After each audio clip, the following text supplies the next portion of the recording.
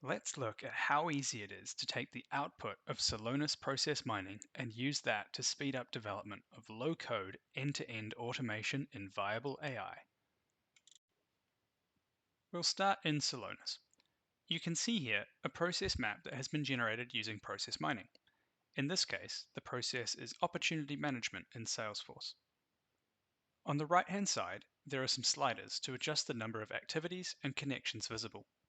If we increase these, we can see a more complex version of the process is displayed.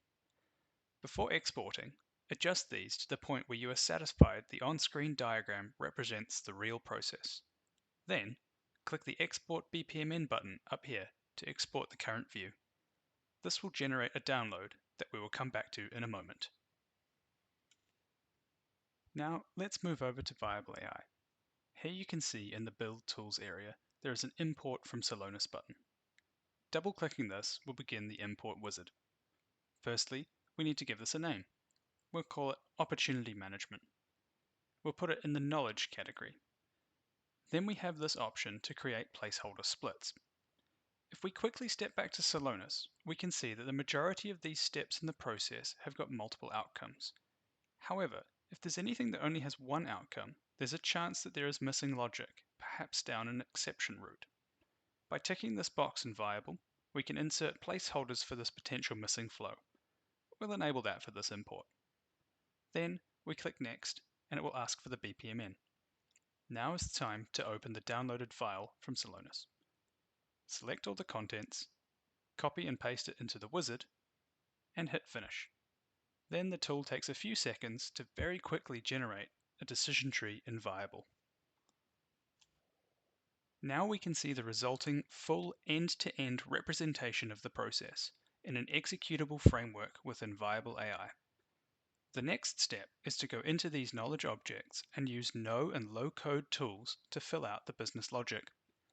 SMEs or knowledge authors working with SMEs can build out all the logic needed to execute the process. It is also possible to connect to other systems via API or RPA in order to gather data and perform actions.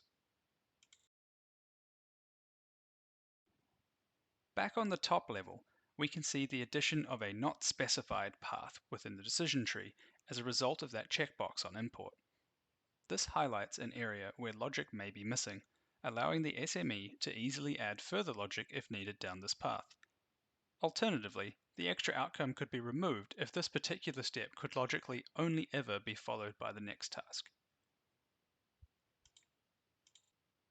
It's worth noting that a bit of refactoring should be done in here. It won't be very time consuming, but by changing the names of these process steps to be more action focused and the outcomes to be statuses will make the diagram more readable for future maintenance. This has been a simple introduction to how to use Celonis to import processes into Viabl.ai. If you'd like to know more, please reach out to sales@expertrule.com.